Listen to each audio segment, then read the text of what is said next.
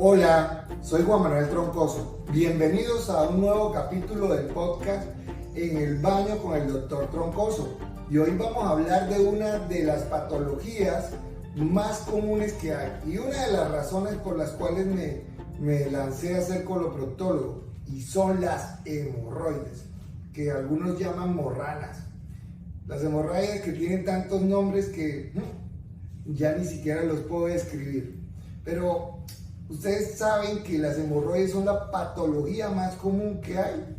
O sea, el 50% de la humanidad sufre de hemorroides y el otro 50% va a sufrir de hemorroides. Cuando ustedes lleguen a un restaurante se tienen que dar cuenta que la mitad de los que están ahí tienen hemorroides.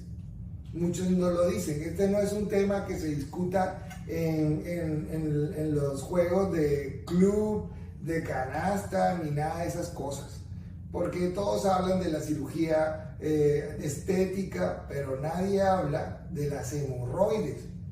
La mayoría de las personas se abren con ustedes, los que sufren de hemorroides, es cuando ustedes les dicen, es que yo tengo hemorroides. Y es un tema como que tiene tanto tabú. Y es porque precisamente las hemorroides tienen mucho satanismo, tienen mucho cuento que no es real. Por ejemplo, no sé por qué las hemorroides están ligadas con el sexo anal. Las hemorroides no tienen nada que ver con el sexo anal. Inclusive las personas que tienen sexo anal casi siempre se cuidan muy bien de que estéticamente se vea bien el ano. Y hablando de esto, de que se vea bien el ano, esta especialidad es una de las más antiguas que hay. Es tan antigua que en el antiguo Egipto existía un cuidador del ano del faraón. Neropuit se llamaba este puesto. O sea, el tipo era el encargado de que el faraón pudiera ir al baño cómodamente si no había ido. Y era el encargado de drenar las hemorroides cuando éstas se inflamaban. Estos tipos en esa época ya sabían que existía este problema y que había que tratarlo. Eso es antes del 1500 antes de Cristo, y hay papiros donde describen perfectamente este trabajo. Pues que sea lo que sea, era el lado del faraón, ¿no? El hijo de los dioses.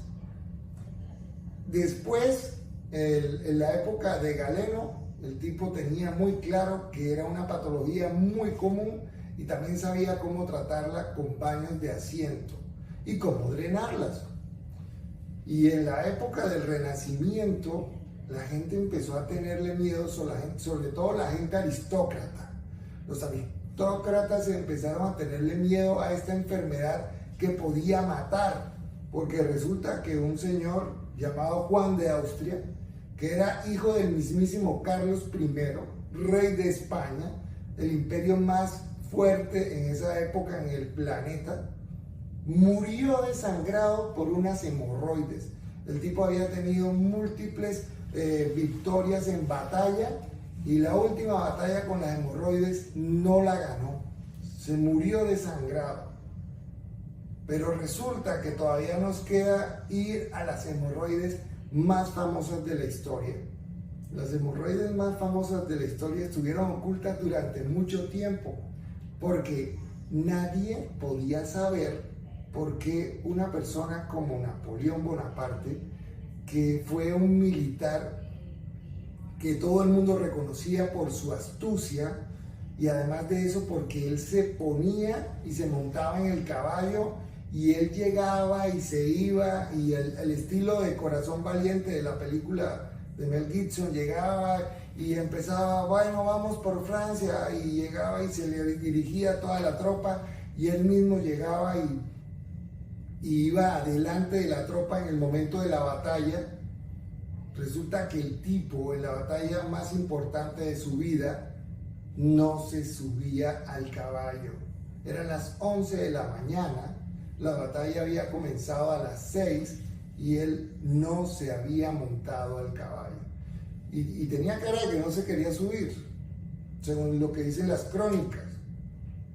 Mucha gente comenzó a murmurar y comenzó a chismear acerca del asunto, pero el asunto quedó resuelto cuando sacaron el testamento de José Bonaparte, el hermano de él, que él estuvo al lado de él en esa batalla, y él dijo en el testamento que Napoleón no había podido montar su caballo porque tenía una hemorroide trombosada.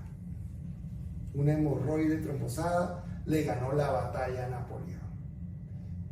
Bueno, ya estamos en el siglo XXI y en este momento esta especialidad, la coloproctología, es quizás menos conocida que en la época del Renacimiento o que en la época de los egipcios, porque todavía me llegan al consultorio personas que todavía no saben decir coloproctología, y además llegan cuando ya no es mucho lo que se puede hacer, sino operar. Porque las hemorroides no se operan, de entrada no se operan, el 90% de las hemorroides no se les hace cirugía, simplemente se le dan recomendaciones, se le da manejo médico y el paciente no hay que operarlo. Pero si cuando llegas tienes unas hemorroides que te pueden desangrar o unas hemorroides que no se pueden reducir, pues nada que hacer, toca operar.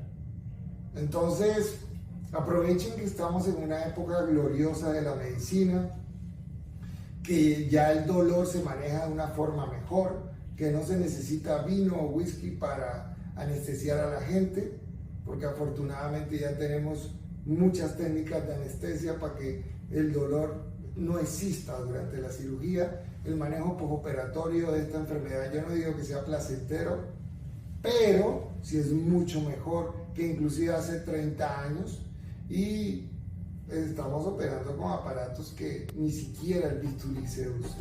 Entonces, la idea de esta charla simplemente es: no le tengan miedo a las hemorroides, hay que enfrentarse a ellas y no pierdan esta pelea, porque no pueden darle el gusto como se lo dio Napoleón.